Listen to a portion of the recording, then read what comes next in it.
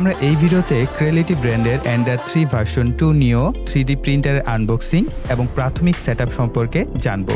পরবর্তী ভিডিওতে 3D প্রিন্টারটির software, setup এবং ইনস্টলেশন প্রক্রিয়া সম্পর্কে জানব।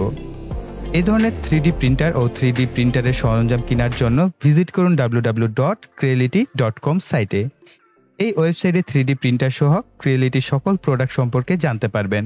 পাশাপাশি কোনো প্রোডাক্টের দাম কত সেটিও জানতে পারবেন। Ender-3 ভার্সন 2 এর কোর ফিচারগুলো দেখার জন্য আপনারা এখানে চলে আসবেন। এখানে আপনারা সম্পূর্ণ ফিচারটি সম্পর্কে জানতে পারবেন যে কি রয়েছে Ender-3 ভার্সন 2 এ।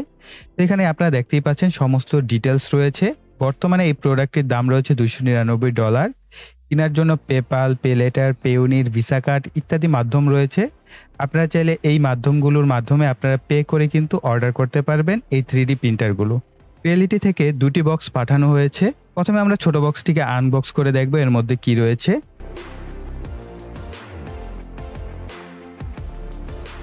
এর মধ্যে রয়েছে 3D প্রিন্টিং এর জন্য ফিলামেন্ট। সো বক্সের পিছনে বিভিন্ন তথ্য দেওয়া রয়েছে। এই পাশে 12টি কালারের ফিলামেন্ট রয়েছে তাদের, সেটাই আপনারা এখানে দেখতে পাচ্ছেন। আমারটা হচ্ছে হোয়াইট কালার, যেটা দেখতে পাচ্ছেন এটা। ফিলামেন্টটি বের করা যাক। সো দেখতেই পাচ্ছেন ফিলামেন্টটি সাদা রঙের।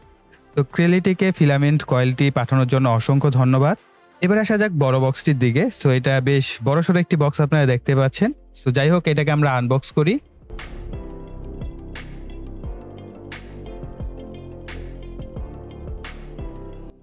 বক্সটি খোলার পর উপরে বেশ বড় একটি প্রোটেক্টিং ফোম দেওয়া রয়েছে।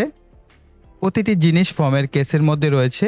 এখানে সেটআপ টুলস রয়েছে, কিছু ফিলামেন্ট রয়েছে, এখানে nozzle, SD card, card reader সহ ইত্যাদি জিনিস রয়েছে, যেটা মূলত আমাদের এই সেটআপ পুরো প্রিন্টারটি সেটআপ প্রক্রিয়ায় প্রয়োজন হবে। এর মধ্যে রয়েছে একটি sticker, quick setup guide, Creality থেকে আসা একটি চিঠি, আর রয়েছে একটি warranty card. So warranty card বাংলাদেশে ভ্যালিড হবে কিনা এটা আসলে আমার জানা নেই। যাই হোক, এরপর রয়েছে একটি পাওয়ার সাপ্লাই কেবল। এটার নাম আমার আসলে জানা নেই। এটা মূলত 3D প্রিন্ট হওয়ার পরে অনেক সময় ফিলামেন্ট এটার বেসের সাথে লেগে থাকে, তখন ওই অবশিষ্ট অংশগুলোকে তোলার জন্য মূলত এই টুলটা মূলত ব্যবহার করা হয়। তো তার জন্য হচ্ছে এটা আমাদের প্রয়োজন হবে। এরপর রয়েছে প্রিন্টারের ডিসপ্লে স্ক্রিন, যার সাথে একটি নব সুইচ লাগানো রয়েছে। এটাকে বলা হয় ম্যাটেরিয়াল র্যাক, যার মধ্যে ফিলামেন্ট মূলত ঝুলাতে হয় বা এটার মধ্যে ফিলামেন্টটাকে যুক্ত করতে হয়। পরের কম্পার্টমেন্টে মূলত 3D প্রিন্টারের মূল যে দুটি অংশ রয়েছে সেই দুটি অংশ, একটি হচ্ছে জেন্ট্রি ফ্রেম এবং অপরটি হচ্ছে বেস ফ্রেম প্যাকেজ। তো এই দুইটা বেশ হেভি, সো এই কারণে আমি বের করে দেন আপনাদের সাথে দেখাচ্ছি। বেস ফ্রেমের উপর জেনেট্রি ফ্রেমটি এইভাবে মূলত আমাদের সেটআপ করতে হবে। উপরের এই প্লেটটি হচ্ছে ম্যাগনেটিক একটি প্লেট। টুল বক্সে 5টি স্ক্রু দেওয়া রয়েছে। এই স্ক্রুগুলো হচ্ছে M545 স্ক্রু। এখান থেকে আমরা 4টি স্ক্রুর সাহায্যে জেনেট্রি ফ্রেমটি মূলত আমাদের এই বেস ফ্রেমের সাথে লাগিয়ে নিব। এরপর আমাদের যে ম্যাটেরিয়াল র্যাকটি রয়েছে এটিকে আমাদের এই ফ্রেমের উপরের অংশে এইভাবে এলএন কির সাহায্যে শক্তভাবে লাগিয়ে নিতে হবে।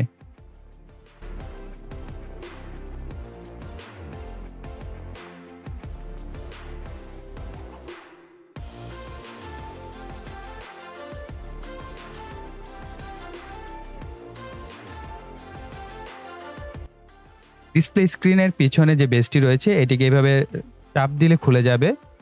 প্রিন্টার বেসের ডান পাশে এইভাবে বেসটি বসিয়ে এলএন কির সাহায্যে টাইট করে লাগিয়ে নেব। তারপর ডিসপ্লে স্ক্রিনটি বসিয়ে নেব। ডিসপ্লের পিছনে একটি কেবল কানেকশন দেখতে পাচ্ছেন। এটি ডিসপ্লের পেছনের যে কানেক্টর রয়েছে সেটার সাথে যুক্ত করতে হবে।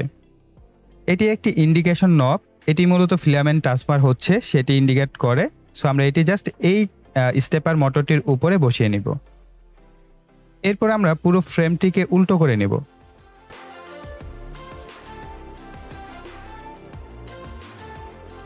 এখানে 3টি কানেক্টর দেখতে পাবেন, একটি এক্স, ই, এক্স চিহ্নিত করা।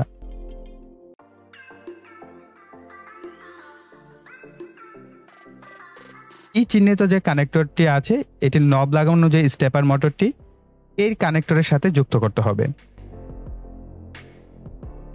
এক্স কানেক্টরটি হচ্ছে ডান পাশে যে স্টেপার মোটরটি রয়েছে এটার সাথে আমরা যুক্ত করব।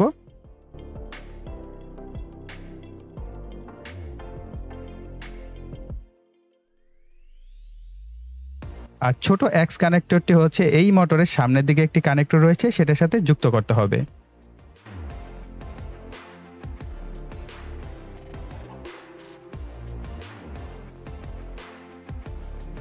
এরপর একেবারে নিচের একটি কানেক্টর আপনারা পাবেন। এটি হচ্ছে নিচের যে স্টেপার মোটরটি আছে সেটার সাথে কানেক্ট করে দিলেই আমাদের মোটামুটি কেবল কানেকশন কমপ্লিট।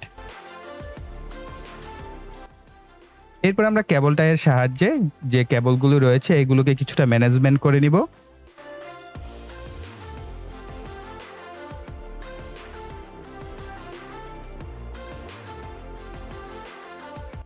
কেবল টাইয়ের অতিরিক্ত অংশগুলোকে আমরা কেটে ফেলবো।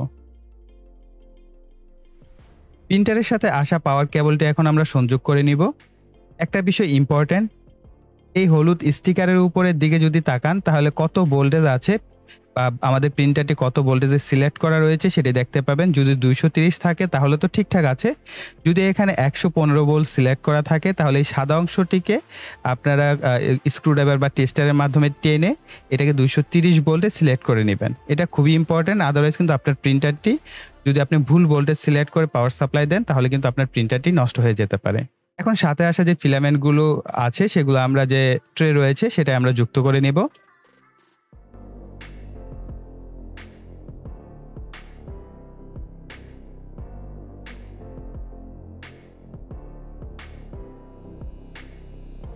আমাদের প্রাথমিক সেটআপ মোটামুটি এখন কমপ্লিট, আপনারা দেখতে পাচ্ছেন আমাদের মোটামুটি প্রিন্টার দাঁড়িয়ে পড়েছে।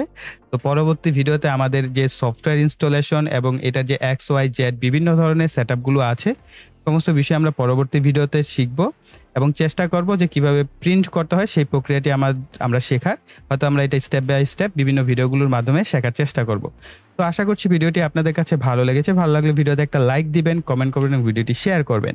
আর যারা এখনো চ্যানেলটিকে সাবস্ক্রাইব করেনি চ্যানেলটিকে সাবস্ক্রাইব করে পাশে বেল বাটনটি অ্যাক্টিভ করে দিবেন পরবর্তী ভিডিওর নোটিফিকেশন পাওয়ার জন্য। সো এই বলে এখানে বিদায় নিব। সকলে ভালো থাকবেন, সুস্থ থাকবেন, টাটা।